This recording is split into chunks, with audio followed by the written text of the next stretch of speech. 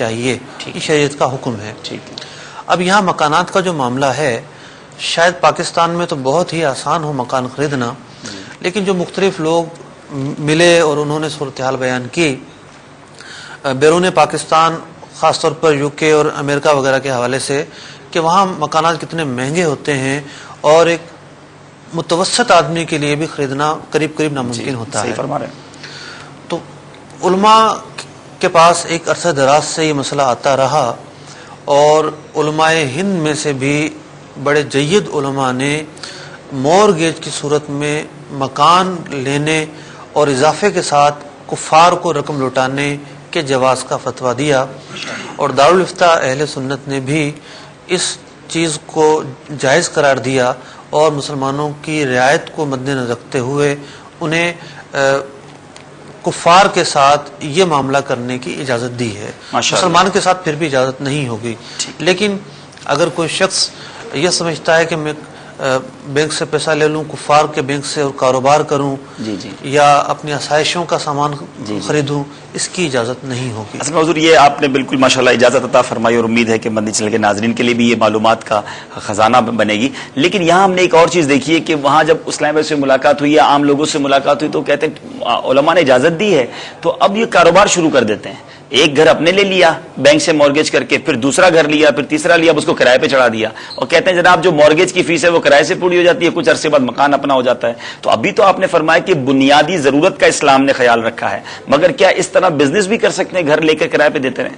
لیکن دو قاعدے ہیں، ضرورت تبیح المحظورات، ضرورتیں جو ہیں علماء ان کا فیصلہ کریں گے، وہ محظورات کو جائز کر دیتی ہیں، اور دوسرا اصول یہ ہے الضرورت تقدر بقدرها، کہ ضرورتوں کو ان کی مقدار ہی اجازت دی جائے گی۔ ٹھیک ہے۔ تو یہاں صرف مکان کی اجازت ہے، انویسٹ کی اجازت نہیں ہے، اور نہ ہی سودی طریقے سے قرضہ لے کر نفع کفار کو دینے کی اجازت ہے، اس کی اجازت کی کوئی صورت نہیں۔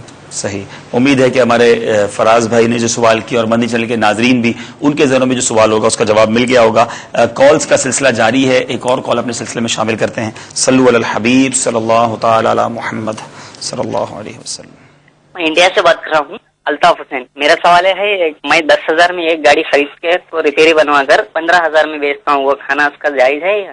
ہمارے یہاں کباڑی کا کام ہوتا ہے کہ لوگ وہاں سے چیزیں لے لیتے ہیں، ان کو بنا کے سنوار کے پھر مارکیٹ میں بیچتے ہیں۔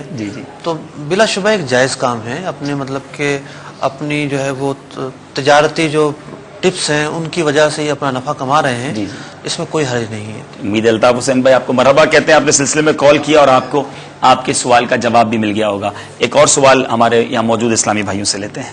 السلام علیکم ورحمۃ اللہ وبرکاتہ۔ وعلیکم السلام ورحمۃ اللہ۔ غلام یاسین عرب شریف سے۔ ماشاءاللہ۔ حضور زید ایک کال سینٹر میں کام کرتا ہے، جبکہ اس میں اسے جھوٹ بولنا پڑتا ہے، یعنی اپنا نام تبدیل کرنا پڑتا ہے اور جگہ بھی غلط بتانی پڑتی ہے، کیونکہ اگر پاکستانی نام بتائیں تو باہر کے ممالک کے لوگ ہم سے کاروبار نہیں کرتے، تو کیا ایسی نوکری کرنا درست ہے؟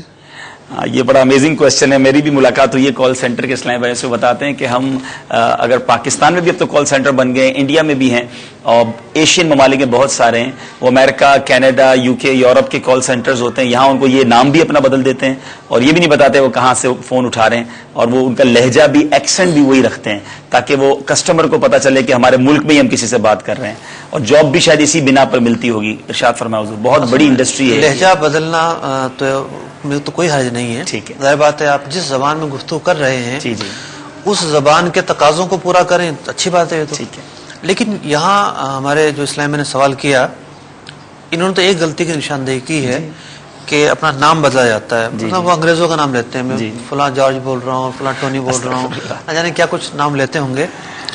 لیکن اور بھی بہت ساری باتیں ہماری معلومات میں آئیں، مثلا